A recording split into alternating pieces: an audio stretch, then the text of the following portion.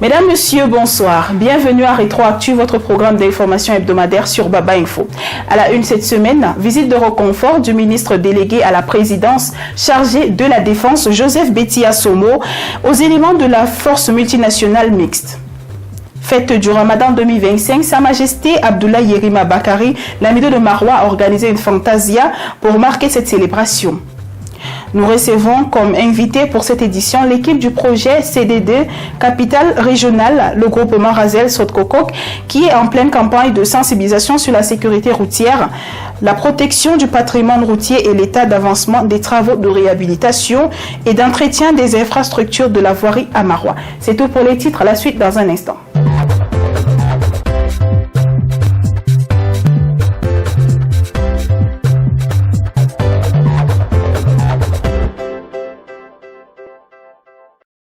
Une fois de plus, bonsoir, vous regardez Rétroactu sur Baba Info. Joseph Betty Assomo, ministre délégué à la présidence de la République chargé de la défense, a rendu visite aux éléments de la force multinationale mixte pour leur transmettre le message de soutien du chef de l'État, Paul Biya, suite aux récentes attaques de Boko Haram à Wulgo au Nigeria. Voici le compte rendu de cette visite.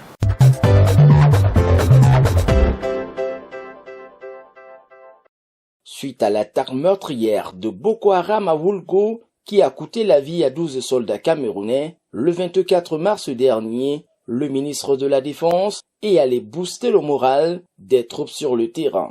Ce jeudi 3 avril 2025, l'émissaire du chef de l'État s'est rendu au poste de commandement du secteur numéro 1 de la force multinationale mixte de la CBLT à Mora. Il a présenté les condoléances du président de la République, réconforter les hommes et saluer leur engagement dans la mission de défense nationale. Que le chef de l'État est très affecté par ces tristes événements. Il vous salue et apprécie fortement votre bravoure face à ces épreuves. Je vous transmets ces vives de félicitations et encouragements pour vos efforts, votre engagement dans les opérations contre les sectes et mouvements djihadistes que vous combattez.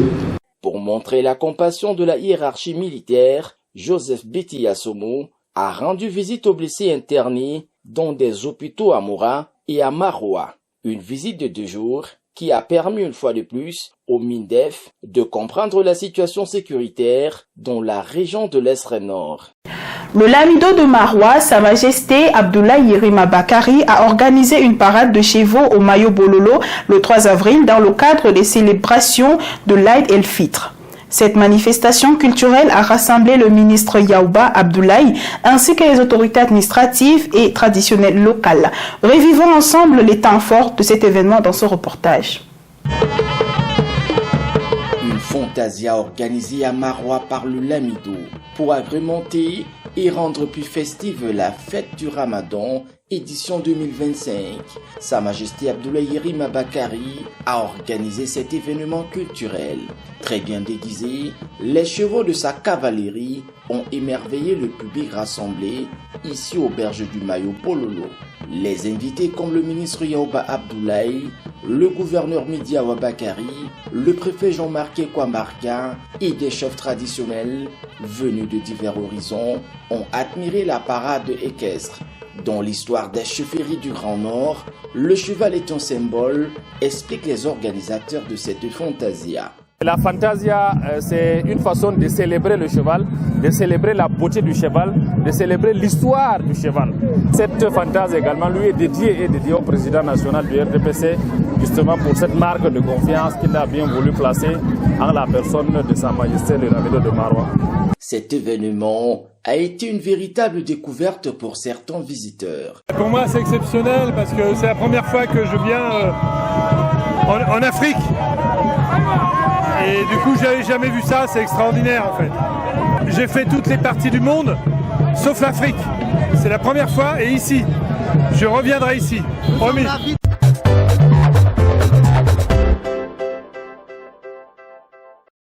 Dans le cadre du projet C2D Capitale Régionale, le groupement Razel Sot-Kokok organise une campagne de sensibilisation sur la sécurité routière, la protection du patrimoine routier et l'état d'avancement des travaux de réhabilitation et d'entretien des infrastructures de la voirie à Maroua. Cette initiative vise à informer et à sensibiliser les populations de Maroua sur l'évolution des travaux, les avantages du projet et l'importance d'un bon usage des ouvrages. Et pour en parler, deux messieurs sur ce plateau ce soir, Ngok Alain Emmanuel, ingénieur social à la cellule locale de suivi de programme C2D urbain capitale régionale de la communauté urbaine de la mairie de la ville et membre de l'équipe du projet. Bonsoir monsieur et bienvenue. Merci madame Marie-Claire de l'honneur que vous nous faites de nous recevoir ici chez vous, dans votre studio. Et juste à ma droite, Ishaga Ibnou Ibrahim, ingénieur géotechnicien à Razel. Bonsoir monsieur, bienvenue. Bonsoir madame, merci. Alors, monsieur Ishaga, quel est l'état d'avancement des travaux voirie C2D à date? Êtes-vous dans les délais d'exécution?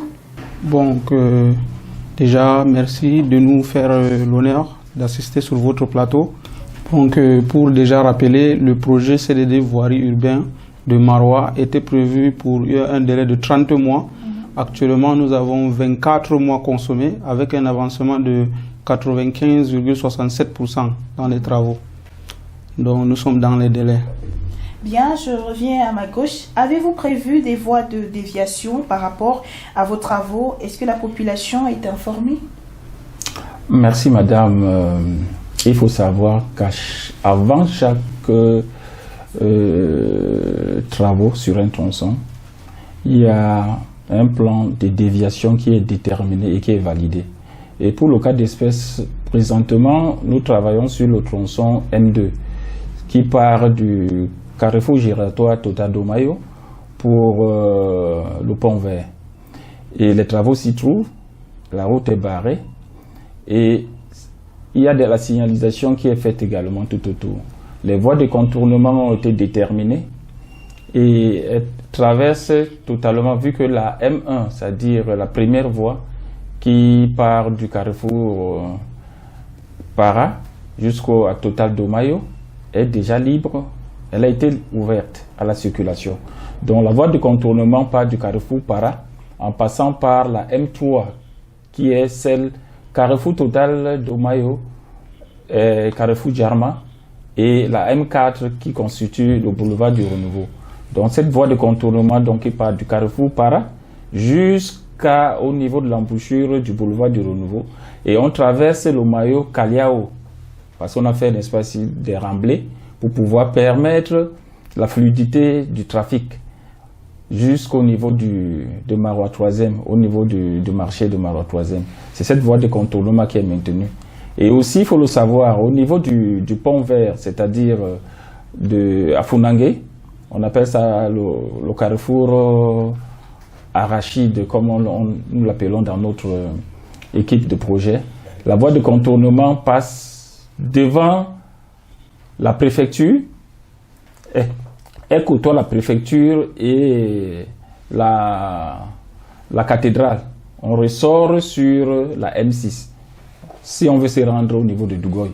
Et dans le cas contraire, on prend devant la préfecture, on se dirige sur la route qui va vers Dougoy. Et il faudrait également savoir que cela a été déterminé et les communiqués radio sont passés dans les médias pour que les populations soient informées des voies de contournement et que les gens ne soient pas butés le moment venu et que cela ne freine pas la mobilité des personnes le bien dans la ville de Maroua. Dites-nous, c'est quoi le BCR et quel est son avantage par rapport au bitume? Donc déjà le BCR, c'est un béton qui est compacté au rouleau. Elle est identique à tout autre type de béton. Elle est constituée des agrégats, du ciment, de l'eau et souvent un adjuvant. Ce béton nécessite une énergie de compactage pour être bien consolidé. Donc le BCR, comme on l'entend, elle est nouvelle, peut-être en Afrique, mais c'est une structure de chaussée qui existe depuis plusieurs années. Elle présente plusieurs avantages sur les autres structures de chaussée, pas seulement le bitume. Déjà, si je peux le résumer, le BCR, si on peut la donner une abréviation, c'est dureté, durabilité et moindre coût. J'explique que dureté, c'est que le BCR présente des résistances en compression après mise en œuvre très élevées par rapport à celles demandées dans le marché. Durabilité, elle dure sur une période de plus de 30 ans de résistance et puis elle est exécutée à moindre coût, comme je l'ai énoncé. Et sur ça, il y a aussi des avantages environnementaux. Le BCR permet de lutter contre les îlots de chaleur, vu sa texture qui est blanchâtre, par rapport à la texture qui est noirâtre du bitume qui attire la chaleur. Le BCR, elle reflète la chaleur. Et aussi, elle ne pollue pas l'environnement. Nous savons que le bitume est constitué de produits chimiques qui sont un peu plus nocifs pour la santé par rapport au ciment qui est consolidé et son effet atténué pendant la mise en œuvre. Donc le BCR est une nouvelle structure de chaussée que peut-être les gens ne connaissent pas en Afrique, mais elle existe depuis des années et elle présente plusieurs avantages. Les populations se demandent pourquoi vous reprenez les travaux sur certaines parties des tronçons que vous avez construits. Comme je l'ai dit au début, le BCR, elle est nouvelle. Bon, pas nouvelle pour Razel, puisque Razel l'a exécuté dans d'autres pays d'Afrique par Razel. Et au Cameroun, nous avons effectué le BCR dans 3 villes déjà, à savoir Bafoussam, Garoua et Maroua, qui est la 3e. Le constat qui sont menés aujourd'hui sous les différentes dégradations que nous rencontrons n'est pas seulement par la population, mais l'entreprise aussi constate ces dégradations. Mais au vu de ces dégradations, des analyses ont été effectuées par nos différents experts et les résultats s'avèrent satisfaisants. Donc nous nous sommes penchés sur la question de l'incivisme, puisque le BCR, quand elle est mise en œuvre, elle a 28 jours pour atteindre sa maturation. Avant ces 28 jours, s'il y a une mise en circulation, ceci cause un dommage sur la structure. Donc, après ces constats et ces analyses, nous avons décidé donc, l'entreprise, puisque nous ne sommes pas seulement là pour effectuer des routes et partir, mais nous sommes là pour faire des bonnes routes. Et nous avons entrepris des travaux de réparation au vu des différents endroits localisés où il y a eu des arrachements. Donc, c'est pour cela que vous allez constater actuellement, par zone, nous sommes en train de faire des reprises sur les zones d'arrachement. Et dites-nous à quand la fin probable des travaux? Comme on l'a dit, nous avons consommé 24 mois. Si nous essayons de voir les délais, les travaux sont prévus pour être finis en septembre. Mais l'entreprise prévoit les finir avant. Vous êtes actuellement en train de faire une sensibilisation dans la ville de Maroua. Quel est le but et qu'attendez-vous de la population au sorti de cette campagne de sensibilisation? Oh oui, il faut déjà dire, madame, que les campagnes qui sont menées auprès des chefferies, des quartiers, ont pour but d'éduquer, d'informer et de sensibiliser les populations de la ville de Maroua à l'utilisation et à l'entretien des équipements de voirie. Parlons de l'utilisation. On fait comprendre aux populations riveraines, celles de Maroua, que les caniveaux qui sont construits sur les voies ont pour but de recueillir les eaux de pluie venant de la chaussée et celles venant des quartiers pour les diriger vers les exutoires. Les caniveaux ne doivent pas être un lieu de dépotoir des ordures ménagères. Les caniveaux ne doivent pas constituer non plus un dépotoir des eaux usées des maisons. Il ne faudrait non plus y brûler des déchets parce que ça affaiblit la structure de béton du caniveau. Ça, c'est d'un. On fait comprendre également aux populations que les trottoirs qui sont construits, qui existaient sur ces voies-là, elles sont destinées à la circulation des piétons. Elles ne sont pas destinées à l'étalage des marchandises de toutes sortes, non plus à la vente du carburant, moins encore au garage des motos. Ça participe du désordre urbain. D'autre part, on fait comprendre également à ces populations que la voirie que nous avons aujourd'hui, vous allez constater que sur certaines parties de ces voiries-là, il y a ce qu'on appelle des parkings. Et ces parkings-là sont réservés exclusivement aux véhicules et motos pour pouvoir les garer. Il ne faudrait pas garer anormalement sur la chaussée parce que ça participe de la réduction du trafic et ça crée du désordre urbain. Vous allez constater au niveau de Domayo, là, vous savez qu'il y a les parkings là, mais les parkings de nos jours sont devenus des extensions des débits de boissons où les gens s'installent pour boire. On fait comprendre également à ces populations que sur le boulevard du Renouveau, il ne faudrait pas déposer sur le terre-plein. On ne dépose pas les ordures sur le terre-plein. D'ailleurs, même à cet effet-là, les autorités administratives, le préfet de la ville et le maire également de cette ville ont eu à faire des campagnes, plusieurs campagnes liées à l'éducation des populations, à ne plus poser les ordures sur le terre-plein. Ça a l'aidé la ville. Et d'autre part, ce même terre-plein-là ne doit pas constituer un parking. Parce que le revêtement qui est sur le terre-plein, il n'est pas fait pour supporter des charges. C'est ce qu'on fait comprendre à ces populations durant, n'est-ce pas, nos campagnes auprès des chefferies. Et justement, en parlant de la sensibilisation, on va regarder un reportage réalisé par l'équipe de Baba Info qui met justement en vitrine les travaux engagés.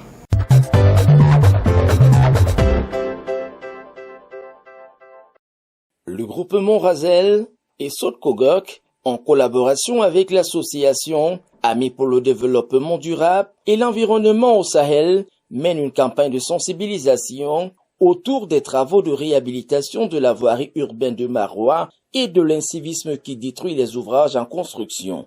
Pour faire passer le message, les sensibilisateurs ont choisi les chefferies de la ville, une approche qui touche facilement les habitants. Ces derniers apprécient cette méthode directe de sensibilisation. Ce projet de sensibilisation qui est venu trouver ici à Hardy nous semble très salutaire. Nous remercions toute l'équipe pour cette initiative. L'action de conscientisation entreprise par le groupement et son partenaire pousse certains habitants de Maroua à parler du projet dans son ensemble. Ce qu'on a tiré de leçons venant de l'ingénieur de Razel, je pense que c'est rassurant. Ces jeunes-là ont compris que que ce sont eux-mêmes normalement qui devaient entretenir ces infrastructures que de les vandaliser. En attendant la livraison du chantier, les usagers de la route circulent déjà aisément sur certains tronçons. Mais la question de l'incivisme qui plombe les efforts des sociétés en charge des travaux et des autorités reste encore à solutionner. Après ce reportage, que pouvez-vous dire à la population de Maroua concernant l'entretien des ouvrages que vous allez construire? Ce qu'on dit de manière générale et de manière assez précise à ces populations, c'est qu'elles doivent s'approprier de ces équipements. Et s'approprier veut dire quoi? Les équipements qui sont construits, ou alors les ouvrages de voiries qui sont construits, ce n'est pas pour quelqu'un d'autre, c'est pour nous qui constituons la population. Donc on doit veiller sur ça.